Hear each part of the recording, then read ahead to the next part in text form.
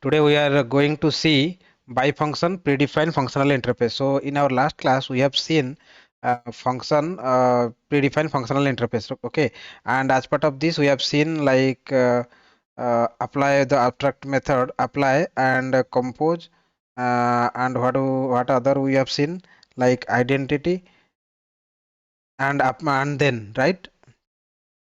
And then all these three methods we have seen as part of the last session.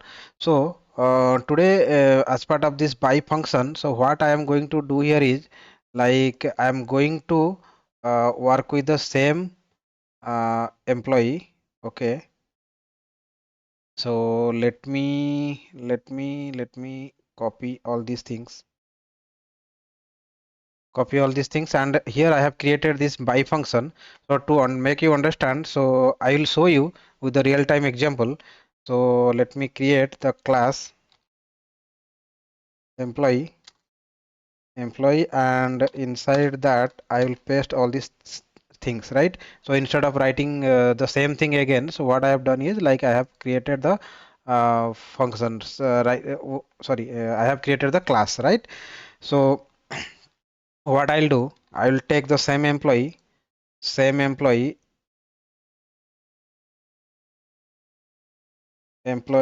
test. Okay, employee test. So this is the test class. Okay, so here in this test class, similar to this employee test, so I just wanted to, instead of creating this list again, so what I'll do, I'll copy from here. So I will copy from here, and let me by function. Okay, employee test. Here I will create the main method, and inside that I will create the employee. So what I'm going to do, I'm going to write by function, right? Employee. So this is a list of employee. So this is going to be a list of employee. So let me create the list of employee, and this is employee list, and here I'm going to create new array list. Okay. So I have created this one, and I will paste all these things which I have copied. Okay. So let me cut this package. Okay, this package, while copying, it is copying. Okay.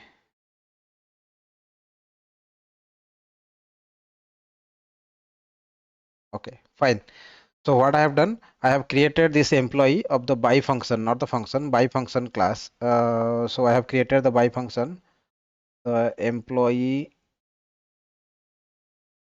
from by function, right? Okay. So what I have done, I have created the employee list of employee. Here I'm going to work with the by function. So, but let me tell you the by function. Let me write. I will show you by function. By function means what? So similar to function, what it will do? Function was taking like single argument. So here by means two. So this will take two argument, and function is taking to one input and give and after processing it is returning the result, right? So the function, but here in case of by function, it will take t, u and r. It will take two input, and it will return the response, means the result. Okay, returns represents a function that accepts two argument and produces a result. This is the two attribute specialization function. Okay, so what it will do, it will take two argument, and it will result another result. Okay, after processing. So what I'll do, my intention here is, what I will take, whenever we have the employee named Alex, I want to change or if whenever we have the name John, then what we want, then we want to change the name. Okay, not the John, so we will change the name to some these things. Okay. Okay, so what I'll do, we'll take the employee object, employee, and here I will take one employee. This is the employee object I will take, and from the employee object, and the name I will take from this employee object. I will take the name, and then after that, after the editing, the name I have changed. Then what I'll do, I'll return that result as a employee object. Okay, so the object form I will return. So what I'm going to write, this is a by function, and I am going to write the lambda. Okay, lambda means what I will take one employee, emp and string name, no need to specify the type, as it is we know this is the type already specified. So this is what we are going to do. Okay, so here I will take if if this emp dot get employee name dot equals some, for example John. This time I will take John. If this is the case, then what I want to change the name. Okay, so I want to change the name as emp dot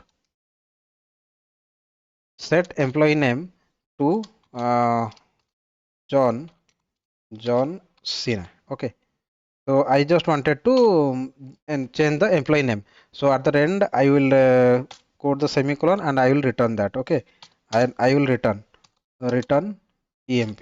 Whatever the modified object we have done, that I am just returning. Okay, the emp object. Okay, so that is done. So once that is done, I just wanted to print that. Okay, so we have the employee John, that is changed or not, we just wanted to see. This is the list, right? We want to iterate the list for, so whenever it is find the name John, that object will going to be changed. Okay, so this is it, employee e emp, and I will tell the emp list. Okay, so from the emp list we are iterating. So whenever we will find so already the function by function we have written, it will do all the operations. Only thing we have to do here is like we have to call the by function dot apply method, and we have to pass this emp employee, and two argument it will take, right? Emp dot get employee name. Okay, so this is the things it we will pass, and what it will do, it will just change. Okay, the code here we have already written. Okay, let me try to run this.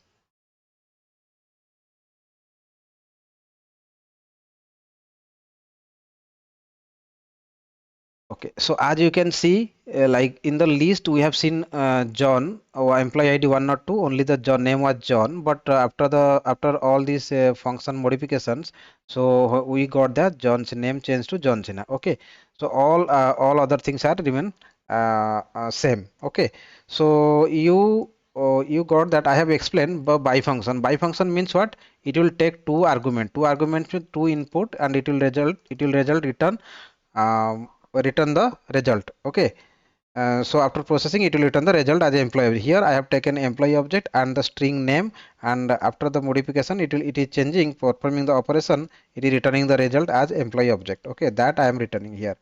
So this is the way we can work with the by function. Okay, so similar way, whenever there is a change we need, I don't have any salary kind of thing. So if someone will ask like can you like hike the salary of the each and everyone to some 5% or something, so that in that case also you can use like get salary plus plus some addition you can do.